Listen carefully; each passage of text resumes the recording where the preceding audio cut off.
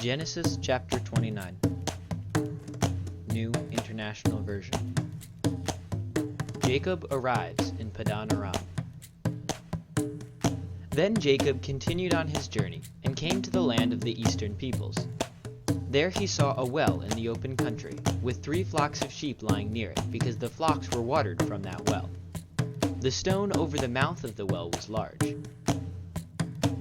When all the flocks were gathered there, the shepherds would roll the stone away from the well's mouth and water the sheep. Then they would return the stone to its place over the mouth of the well. Jacob asked the shepherds, "My brothers, where are you from?" "We're from Haran," they replied. He said to them, "Do you know Laban, Nahor's grandson?" "Yes, we know him," they answered. Then Jacob asked them, "Is he well?"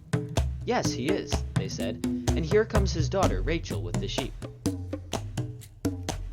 "Look," he said, "the sun is still high. It is not time for the flocks to be gathered. Water the sheep and take them back to the pasture." "We can't," they replied, "until all the flocks are gathered and the stone has been rolled away from the mouth of the well. Then we will water the sheep." While he was still talking with them, Rachel came with her father's sheep, for she was a shepherd. When Jacob saw Rachel, daughter of his uncle Laban, and Laban's sheep, he went over and rolled the stone away from the mouth of the well and watered his uncle's sheep. Then Jacob kissed Rachel and began to weep aloud. He had told Rachel that he was a relative of her father and a son of Rebekah. So she ran and told her father. As soon as Laban heard the news about Jacob, his sister's son, he hurried to meet him.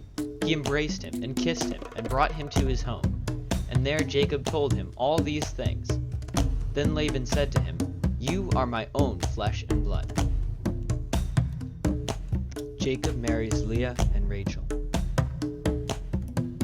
After Jacob had stayed with him for a whole month, Laban said to him, "Just because you are a relative of mine, should you work for me for nothing? Tell me what your wages should be." Now Laban had 2 daughters. The name of the older was Leah. The name of the younger was Rachel.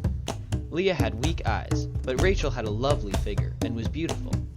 Jacob was in love with Rachel and said, "I'll work for you 7 years in return for your younger daughter, Rachel." Laban said, "It's better that I give her to you than to some other man. Stay here with me." So Jacob served 7 years to get Rachel, but they seemed like only a few days to him because of his love for her.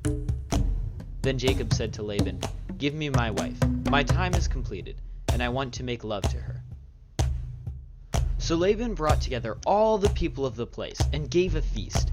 But when evening came, he took his daughter Leah and brought her to Jacob, and Jacob made love to her. And Laban gave his servant Zilpah to his daughter as her attendant. When morning came, there was Leah. So Jacob said to Laban, "What is this you have done to me? I served you for Rachel, didn't I? Why have you deceived me?" Laban replied, "It is not our custom here to give the younger daughter in marriage before the older one. Finish this daughter's bridal week. Then we will give you the younger one also, in return for another 7 years of work." And Jacob did so. He finished the week with Leah, and then Laban gave him his daughter Rachel to be his wife. Laban gave his servant Bilhah to his daughter Rachel as her attendant. Jacob made love to Rachel also, and his love for Rachel was greater than his love for Leah, and he worked for Laban another 7 years. Jacob's children. When the Lord saw that Leah was not loved, he enabled her to conceive, but Rachel remained childless. Leah became pregnant and gave birth to a son. She named him Reuben, for she said, "It is because the Lord has seen my misery. Surely my husband will love me now." She conceived again, and when she gave birth to a son, she said, "Because the Lord heard that I am not loved, he gave me this one too." So she named him Simeon. Again she conceived, and when she gave birth to a son, she said, "Now, at last my husband will become attached to me, because I have borne him 3 sons." So he was named Levi. She conceived again, and when she gave birth to a son, she said, "This time I will praise the Lord." so she named him Judah. Then she stopped having children.